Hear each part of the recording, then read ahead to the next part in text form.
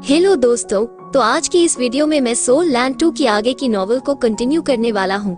और हाँ, अगर आपने अभी तक इसके पिछले पार्ट को नहीं देखा है तो अगर आप लोगों ने मिस किया है तो मैं उसका लिंक को डिस्क्रिप्शन और कमेंट में दे दूंगी, तो आप लोग वहां जाकर चेक करके देख लेना। तो इस एपिसोड की शुरुआत में हम हुआ योहाओ के साथ में सभी लोगों को देखते हैं जो सभी एक साथ खड़े होकर आने वाले टूर्नामेंट के बारे में डिस्कस कर रहे थे। लेकिन तभी यहाँ पर एक लड़की इन सभी से ही रजिस्ट्रेशन रूम में चलने के लिए कहती है, जहाँ पे शैडो सोल गाइड का इस्तेमाल करके पार्टिसिपेंट्स की फोटो ली जाएगी।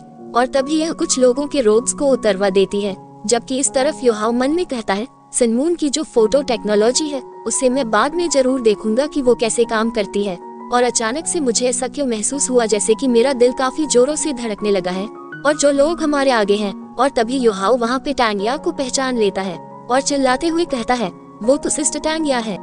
और इस चीज को सुन के भी चौंक जाता है और जैसे ही यह टांगिया की तरफ देखता है तो ये पूरी तरीके से कांपने लगता है। और बीबी काफी हैरान होते हुए कहता है, टांगिया क्या ये सच में तुम ही हो? और टांगिया बीबी को ऐसे देखती है जैसे कि ये इसे जानती ही नहीं है, जबकि बीबी उसके पास जाके उसे पकड़ के कहता है, आखिर तुम इतने समय से कहाँ थी और क्या तुम जानती हो कि हमने तुम्हें ढूंढने की कितनी ज्यादा कोशिश की? जबकि टांगिया कुछ भी नहीं बोल रही होती है और टांगिया को देख के योहाओ को कुछ बैड फीलिंग आती है।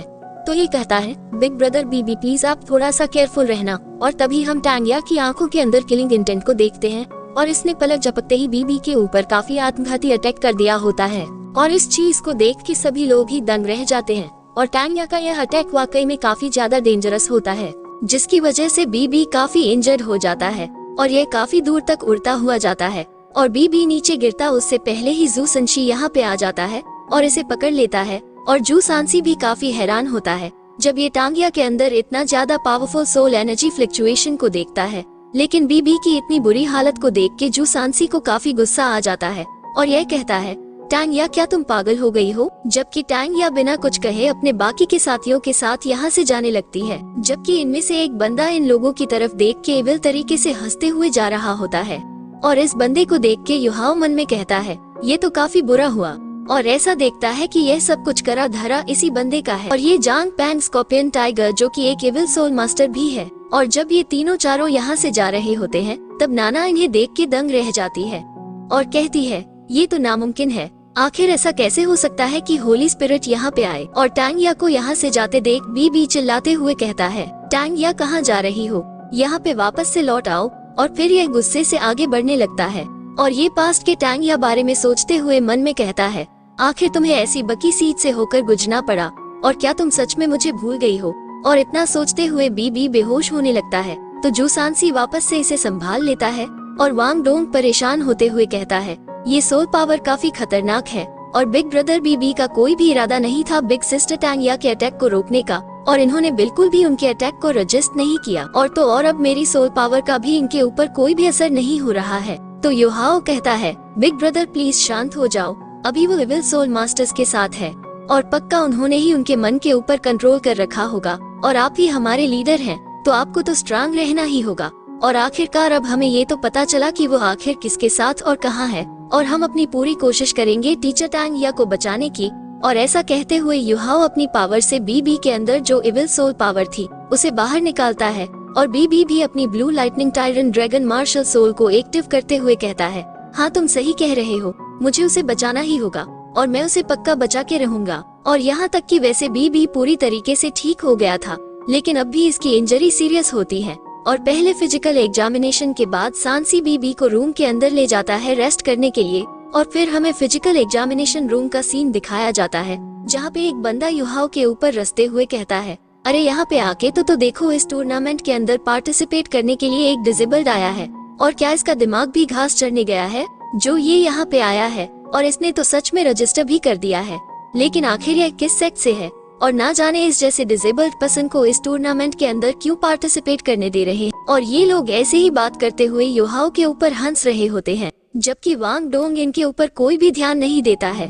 और यह जो बंदा होता है ये कहता है, क्या तुम श्योर हो कि तुम इस टूर्नामेंट के अंदर पार्टिसिपेट करना चाहते हो? क्या तुम यहाँ पे कहीं गलती से तो नहीं आ गए हो ना?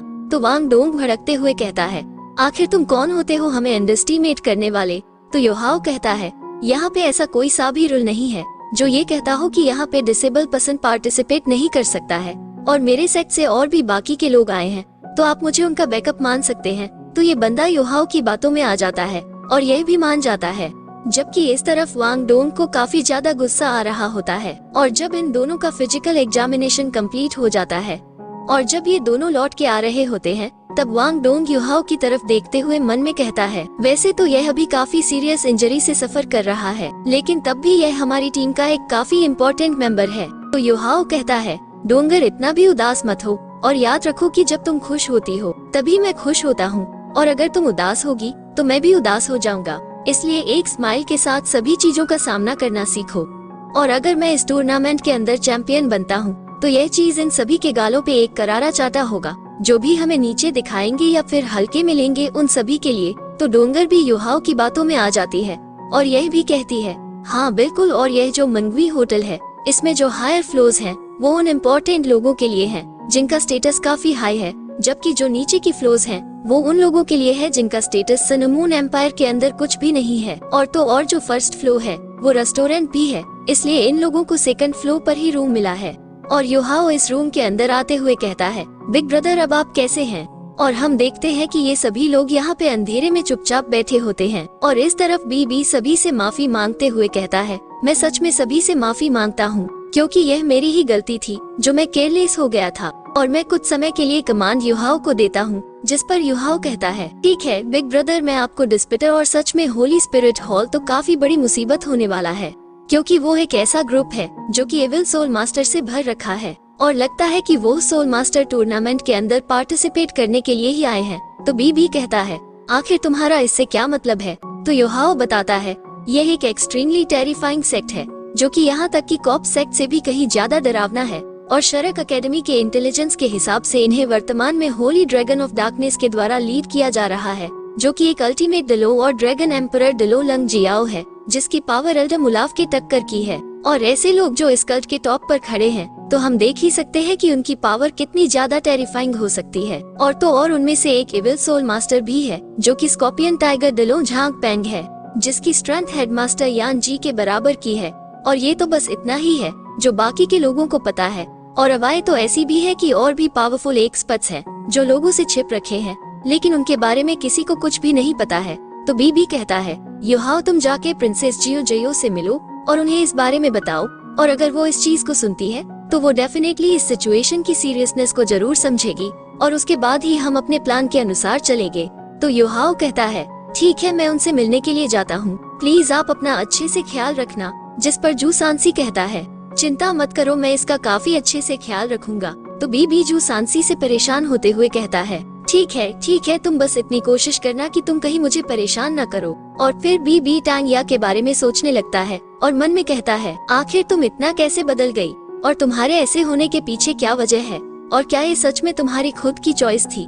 जबकि इस तरफ प्रिंसेस जजू थोड़ी सी गुस्से में होती है और यह कहती है, मैं स्टार लू एम्पायर की प्रिंसेस हूँ, तो फिर वो लोग कैसे मुझे से सेकंड क्लास रूम दे सकते हैं? और मैं सच में बिल्कुल भी नहीं जानती हूँ कि वो पसंद कौन है जो कि मुझसे भी बड़ा है, जो कि फर्स्ट क्लास के अंदर रुका है। युहाओ, क्या तुम भी यहाँ पे मुझे गुस्सा दिलाने के लिए ही आए हो? तो युहाओ कहता है, आखिर तुम ऐसा कैसे कह सकती हो कि यह अच्छा नहीं है, बल्कि हम तो इससे भी कहीं ज्यादा बुरे रूम के अंदर रुके हैं। और हाँ, मैं यहाँ पे तुम्हें परेशान करने के लिए नहीं आया हूँ, बल्कि मैं यहाँ पे तुम्हारे पास कुछ जानकारी शेयर करने के लिए आया हूँ। तो प्रिंसेस जूजू पूछती है, आखिर ऐसी जानकारी? तो युहाओ कहता है, क्या आपने कभी ऐसे किसी का नाम सुना है जिसे होली स्पिरिट कल्टिवेट के नाम से जाना जाता हो? और होली स्पिरिट कल्टिवेट का सुन के प्रिंसेस जियो को कुछ भी समझ में नहीं आता है। तो युहाओ कहता है, तो ऐसा दिखता है कि ज्यादा लोगों को उनकी एग्जिस्टेंस के बारे में नहीं पता है, यहाँ तक कि आप जैसी प्रिंसेस ने भी उनके बारे में कभी कुछ नहीं सुना है। चलो कोई बात नहीं, मैं आपको बता देता हूँ कि होली स्पिरिट कल्टिवेट एक काफी ज्यादा पावरफुल सेक्ट है जो कि पूरी तरीके से एविल सोल मास्टर से भर रखा है और यह सनमून एम्पायर से है। और इसके पीछे जो मेन लोग इसे ऑपरेट कर रहे हैं वो एक टाइटल अल्टीमेट डिलो और एक हाइपर डिलो है। और इस बात को सुन के जूजू काफी चौंक जाती है और कहती है, रुको, आखिर तुमने अभी ये क्या कहा? तो युहाओ कहता है, क्या तुमने कम से कम झांग पैंग स्कॉर्पियन टाइगर डोलो के बारे में सुना है? तो जियो चौंक हुए कहती है, वो तो एक evil soul master scorpion tiger डिलो है और वो तो कई साल पहले गायब हो गया था ना? तो युहाओ कहता है, हाँ यह वही है, मैंने इसे तब देखा था जब मैं फिजिकल एग्जामिनेशन रूम के अंदर था और उसके किसी एक मेंबर के द्वारा बिग ब्रदर बीबी काफी सीरियसली इंजर्ड हो गए हैं और अभी उनका मेडिकल ट्रीटमेंट चल रहा है। प्रिंसेस इस बारी की जो सिचुएशन है वो काफी ज्यादा सीरियस है और हम जवाबी कार्यवाही करने में देर नहीं कर सकते हैं। और मैं उम्मीद करता हूँ कि आप इस चीज को एम्पायर के ऑफिशियल तक पहुँचा दें, जिससे कि वो लोग अपनी तैयारी कर सके। तो जूजी कहती है, युहाओ तुम्हारा धन्यवाद जो तुमने मुझे ये खबर दी, और अगर तुमने जो कहा है वो सच है तो फिर यह इतना ज्यादा इम्पोर्टेंट है कि एम्पायर को जल्द से जल्द इसे हैंडल करना होगा। और क्या इसके अलावा तुम्हारे पास कोई और चीज है क्या? मैं उसे डायरेक्टली खरीद लूंगी, बस तुम कीमत बताओ। और इसी के साथ हमारा एपिसोड यहीं पर एंड हो जाता है। यदि अगर आप लोगों को वीडियो थोड़ा सा भी अच्छा लगा हो, लाइक शेयर सब्सक्राइब दबा के करना, और हाँ, कमेंट करके बताना कि वीडियो कैसे लगा, अच्छा लगा हो। इंतजार